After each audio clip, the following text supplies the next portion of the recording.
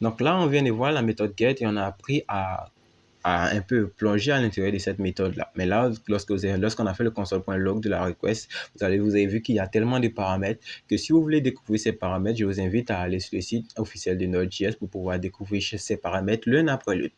Bonne chance parce qu'il y en a tellement. Mais bon, vous n'allez pas utiliser la plupart de ces paramètres. Ce que vous allez utiliser, c'est juste quelques-uns, donc 5 ou 3, 4, 5.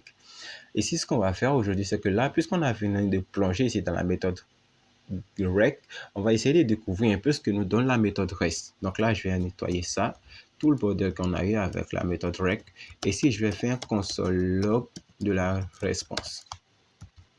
Et comme d'habitude, on va couper d'abord notre serveur avec ça et on va relancer le serveur avec node app.js. Ensuite, là, on va venir là et on va essayer de nous connecter à notre back-end. On aura ici un infinite reload. Et si on déroule ici le terminal, on va voir aussi qu'au niveau de ce terminal, pour la méthode REST, on a à peu près le même grand objet. Donc, c'est pas totalement identique, mais on a un très grand objet comme la méthode rec. Donc là, vous pouvez parcourir, vous allez voir qu'il y a pas mal de méthodes à l'intérieur de cette méthode REST aussi. Et ici, ce qu'on peut faire ici, c'est qu'on va dire que lorsqu'on essaie d'accéder à ce fichier, c'est-à-dire lorsqu'on essaie d'accéder à cette route, ce qu'on va faire, c'est que là, on va ici faire un res.status. On va donner ici un statut à notre réponse. Et ici, on va lui dire qu'on aura ici le statut 401. Et ici, ce qu'on va faire, on va appeler ici la méthode next. Donc là, on va donner ici un statut 401 à notre résultat qui sera retourné. Et le résultat qui sera retourné est défini où? Il est défini ici plus bas lorsque l'utilisateur essaie d'accéder à localhost/5000/rien. Donc là, si on fait ça et qu'on coupe ici le serveur, donc là, je vais couper le serveur et là, je vais relancer le serveur avec un node app.js. On aura d'abord le serveur démarré.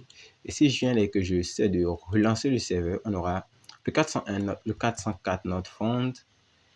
Et ici, il me dit quel node post parce que là, ici, j'ai mis la méthode en post. La méthode doit être ici définie en get. Et cette fois-ci, je clique ici sur send.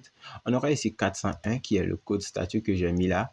Et ici, on aura le message qui sera retourné. Donc là, vous avez compris un peu le fonctionnement des middleware.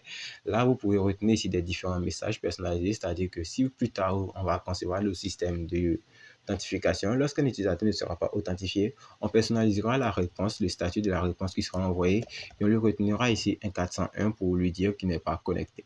Donc, voilà un peu la fin de ce chapitre concernant les middleware, les bases des middleware en tout cas.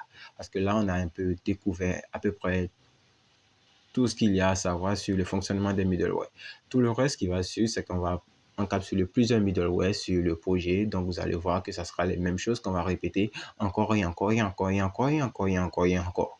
Donc, j'espère qu'avec ces 3 vidéos ou ces 2 vidéos, vous avez compris le fonctionnement complet des middleware d'une application Node.js.